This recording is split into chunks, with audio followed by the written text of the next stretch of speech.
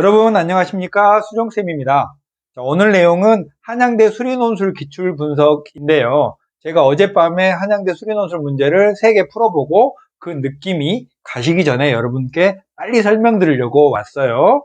자, 보시면 한양대는 올해는 논술 전형에서 의예과를 선발하지는 않아요. 많이 아쉽죠. 대신 성균관대가 의예과에서 5명을 올해 처음으로 또 선발하니까 여기서 빠진 부분은 거기서 채우면 되겠고요. 의예과는 한양대 선발 안 합니다. 한양대 수리논술의 기본적인 특징은요, 수능 최저학력 기준이 없어요.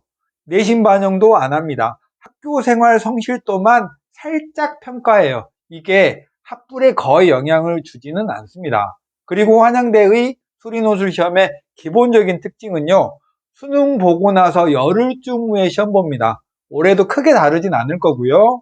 시험 시간은 90분으로 비교적 짧아요. 논술 과목과 범위는 수학만 보고요. 고교 과정 전체를 미적, 확통, 기하, 수학 선택 과목을 전부 다 봅니다. 문제는 90분으로 짧다 보니까 대문항 2개를 보고요. 각 대문항에 소문항이 딱 3개씩 있어요. 그래서 전체가 6문제고 각 대문항당 50점이니까 전체가 100점 만점으로 평가를 하게 됩니다. 그 다음에 시험날이 되면 여러분이 어떤 학과를 지원했느냐에 따라 5점, 5일, 5위 이렇게 나누는데, 건축학부나 건축공학부는 왜 빨간색으로 칠해놨냐면 이런 학과들 때문에 오전의 시험은 기하에서 공감도형이나 벡터 같은 문제를 살짝 더 내는 경향이 있다, 약간의 경향성을 가진다라는 말씀 드리고 싶어서 색깔을 칠해놨고요. 수학과나 수학교육과는 통계가 나올 가능성이 살짝 높다, 이런 내용 말씀드리겠습니다. 그러면 한양대 수리논술의 기본적인 몇 가지 특징을 보시면, 한양대는 제시문이 없어요. 시립대도 없고 연대도 없는데 아주 없는 건 아니고 한두 줄의 제시문이 있긴 한데 그건 문제에 관한 그냥 정보를 주기 위한 조건으로 있는 거고, 보통 다른 대학들은 제시문 자체가 수학의 어떤 정의 같은 걸 보여주는 경우가 많죠. 그런데 한양대는 제시문이 없이 툭 던져지듯이 문제만 한두 줄 있어요. 그 다음에 소문항은 6개쯤 있다고 했는데요. 각 소문항이 서로 연관 관계가 거의 없어요. 거의 독립된 문제라고 보시면 됩니다. 그러면 한양대는 문제가 2문제라기보다는 작은 6개의 문제라고 보셔야 되겠죠? 그럼 90분에 6문제를 보는 거니까 한 문제당 15분씩이네요.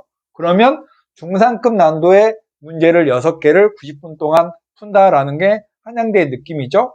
세 번째가 한양대 논술의 평가 기준인데요. 예를 들면 어떤 문제가 있다면 배점이 30점이에요.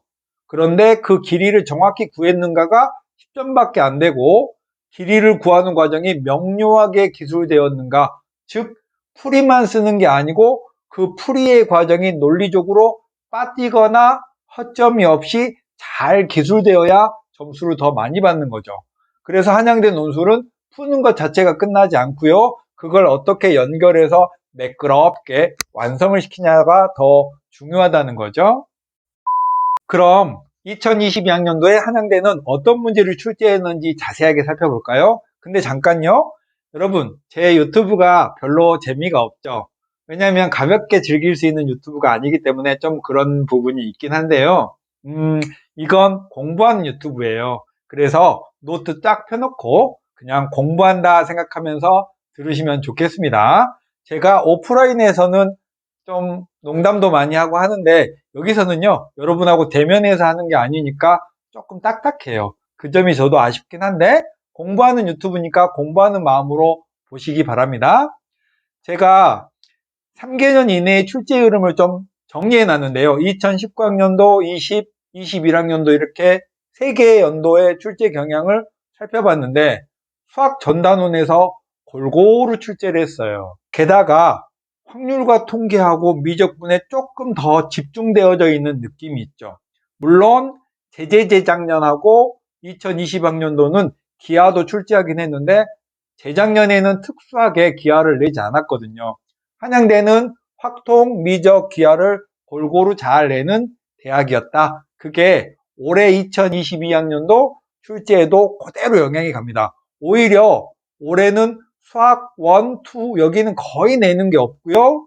확통이나 미적이나 기하에서 골고루, 물론 무게중심은 미적분에게 좀 있지만 확통도 기하도 구색을 갖춰서 골고루 냈습니다.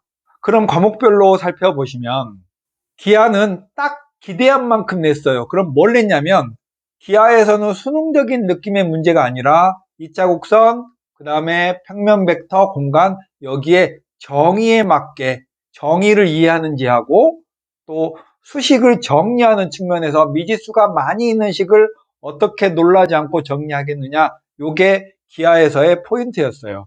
그래서 기하 공부를 하실 때는 기하의 깊숙한 내용을 공부한다기보다는 각 단원의 정의를 잘 이해하시고 오히려 길이나 넓이나 이런 수식들을 잘 다루는 능력이 기하에서 더 필요하다라는 거고요.